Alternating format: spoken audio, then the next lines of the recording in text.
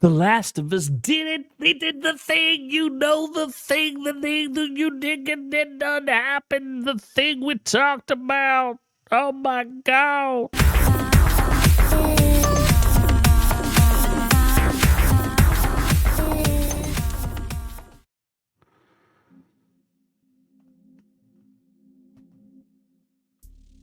All right, so Last of Us did the thing. You know, the thing that we were going to talk about. The thing I predicted in my previous episode up here. I did a review of episode 1, and I told you I didn't like it.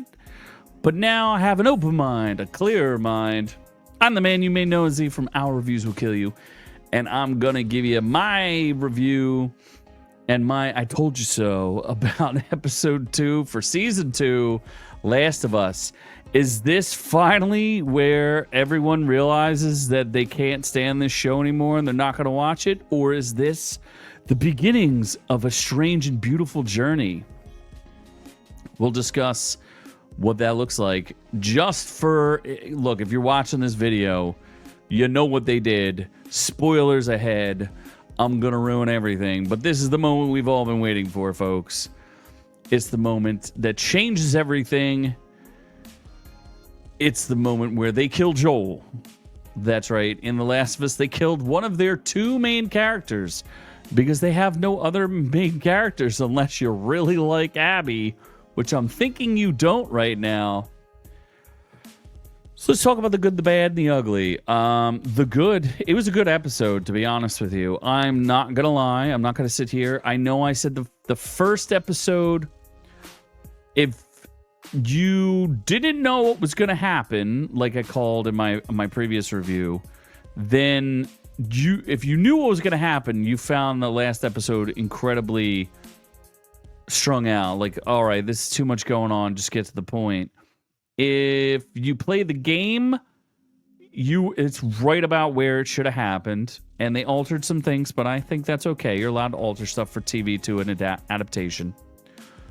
The one point I'm going to come back to, which I want to point out to you, is that the game directed it better. I really can't believe I'm going to say Neil Druckmann did better than the people who directed this, but I will point out why, because there are some glaring things that I thought were failures in this, due to the actors, due to them just not understanding the material, due to the changes that they were forced to make due to human biology, I guess. But overall, I would give this episode... it was like an 8 out of 10. It was pretty good. I liked it. The pacing was good. There was a lot of tension, a lot of excitement, despite the fact that they only killed 1 out of 3 people that I want to die. You know, Joel's dead. I wish Ellie was dead, and I really hope Abby dies. So, but you can only get 1 out of 3. Anyway, let's see how. Let's take a look at what everybody's saying about this, as we'll do like a brief plot synopsis. Not an incredible one, because it's not very long. There's no going back after Last of Us devastating new episode. I'm just going to say for the sake of argument that I'm okay with Pedro Pascal dying because I'm a little done with him. HBO, like, he's in everything. He's in Fantastic Four. He's going to be in a new Grogu movie. Like, come on, bro. You've done enough. It's time to dial it back down. But there's no going back after The Last of Us devastating new episode. The HBO show just delivered its version of the Red Wedding. I mean, I guess. I don't know. It wasn't as... It didn't hit me as hard because they didn't do enough to give me an idea as to why Ellie and Joel liked each other. I don't know where that makes sense. So and they did a pretty big change from the game, which is the attack on Jackson. So here's how it kind of breaks down: is you have, let me just pull up this article here from Variety. Painful. And they're in active denial. They sobbed after reading it. A brilliant achievement if it's painful for people. No, it was not that painful, but here I'll do my best description is to decide what's going on here. Essentially, they're going back out on, you find out that, I think you found out in the last episode that Abby had found Jackson. They wake up to Jackson to see, oh my gosh, this is a giant encampment. It's not just an encampment of tents. It's a huge city with lots and lots of people. And they're like, we don't know how to get in there. We don't know what to do. And the one guy's like, maybe I have a plan. Well, guess what? They're super lucky because, you know, coincidences and God delivers, I guess. Essentially, what ends up happening is Ellie's going to go out on patrol. Joel already went out on patrol. They were going to go together because it was going to be like, you know, daddy-daughter day, but they couldn't do that. And they put Joel, this is difference from the game to the show here. They put Joel and Dina together, which is not what happens in the game. And they put Ellie and the Asian guy. And Ellie and the Asian guy find a weed shop. They go look at the clouds and they're like, oh, it looks like a storm's coming in. You guys have lived here for years. I would think you would know that a storm is coming in. Then you find out Joel and Dina are like struggling to figure out what's going on. You don't really see where they're at. You just see the weed shop, which is dumb. And that's supposed to be the place where Ellie and Dina have sex, but they cut that part. I'm sure they're going to give you a different place. It's okay, folks. They'll get there. So then you find out that Abby's completely incompetent. She's supposed to be shown as an extremely competent killer. She's very powerful and strong. She's strong woman. But in this, she's not some strong woman. She falls down the mountain and causes an avalanche or something and wakes up a bunch of zombies. And apparently the zombies have like their connection, like their cordyceps connection that's in the pipes that tells them, oh, we should go to Jackson because there's a lot of people there. All of this is stupid. They're in Wyoming. I don't know that you're telling me that the people of Jackson wouldn't notice thousands and thousands of zombies just hiding somewhere. They would wait for them to all like clump together. They go out on patrols all the time, and they would just not notice a congregation of thousands of zombies, especially when they, fall asleep underneath of the dead bodies of other ones. That doesn't make sense. Just forget about that for now. Anyway, she causes them to all start chasing her. There's some very tense scenes where, although the fence scene was done very well, and then eventually you have Joel helping her and is like, come with us if you want to live. So he saves her. He starts to see the burning of Jackson. He's like, we got to go back to Jackson. She's like, my friends have guns and ammo. We'll come and help. You just got to get me back there. And I thought that was good that they set that up, that she would go back there. And then you have Jackson under assault, and it's just crazy. I suspect they spent like half their budget on that one scene.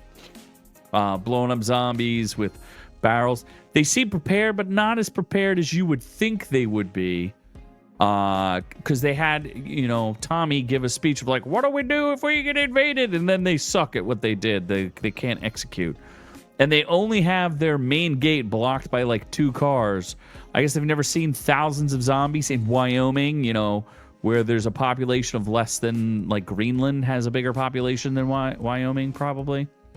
So anyway, there's, fighting ensues. They breach the wall, which is weird. Like, the door is your weakest point, and somehow the bloater figures out that, nah, that's not your weakest point. We're going to go over to, like, a regular part of the wall. If that was the case, they could have just went to a regular part of the wall anytime they wanted. But again, don't remember that. That's not that important. The important part is what's going to happen next. So Ellie sees Jackson on fire, but decides, you know what, I'm going to be selfish because I think Joel went this way. Even though I hate Joel, but I'm going to go find out what Joel's doing. So she goes up to the cabin where Joel and Abby are, and Dina gets drugged, gets put out. She's asleep. And then you get to see the infamous Joel getting beaten to death with a club. Now, here's where I have a distinct issue. And I can't believe, look at this. IGN is like trying to show us what's going on, which I think is ridiculous. Because they're comparing the two scenes. One thing I want you to notice, well, first of all, stop showing it because I'll get nailed. I just want you to look at something real quickly. Let's look at this picture blown up. There's something distinct that you need to see on this. So I want you to understand, this is one of my problems with the show. Ellie and Abby are about the same height. They seem like they're 4 foot tall. Look at the grip on the golf club. Abby from the game, better directed. She's hitting him with the golf club like this, 2 hands together, where you can get real power. Imagine now holding a golf club like a girl and holding it like this, where you can only go like, There's no power behind that. You're not going to kill anybody with a golf club if you're holding it like that. Now, if you're swinging it full bore with your hands stacked together, you got a real good shot at hurting somebody. You go like this, and it's like poking somebody, like, it ain't going to hurt nobody. So, bad directing on one side. Neil Druckmann, you know how a man would beat another man to death. Just saying. Just saying. So then you see, here's the other problem I have with that scene. You have this big emotional scene where Ellie is dragging herself into Joel's body because Joel gets stabbed with she breaks the golf club and stabs him with it because it's not a real golf club. It's like a putt-putt golf club.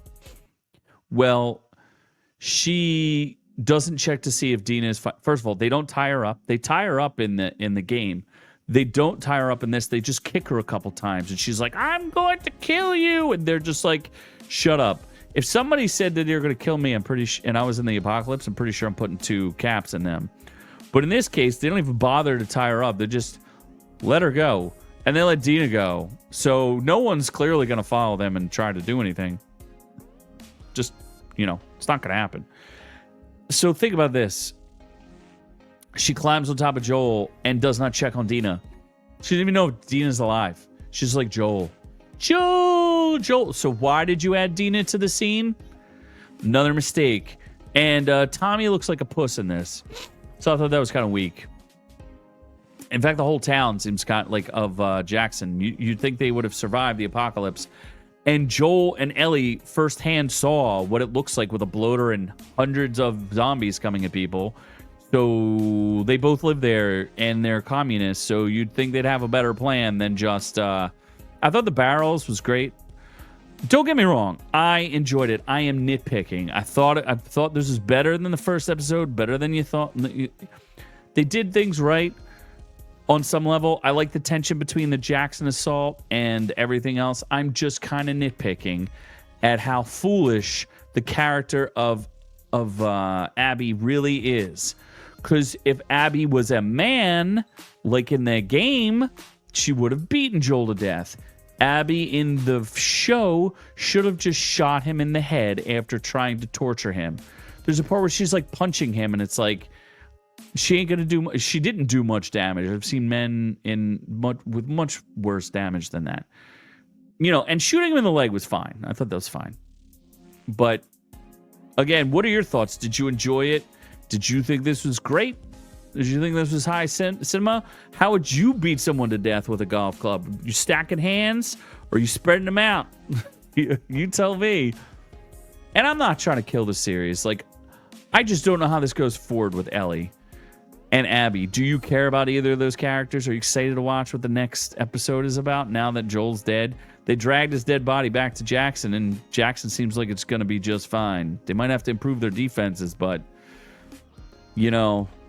I think you should use flamethrowers maybe on the outside, not on the inside of town where you can set everything on fire. That's also the thing. Like, their strategy kind of sucked for some military people. It's not really what you use flamethrowers for. But who am I to talk? I wasn't there in the Battle of Jackson, and I didn't direct it.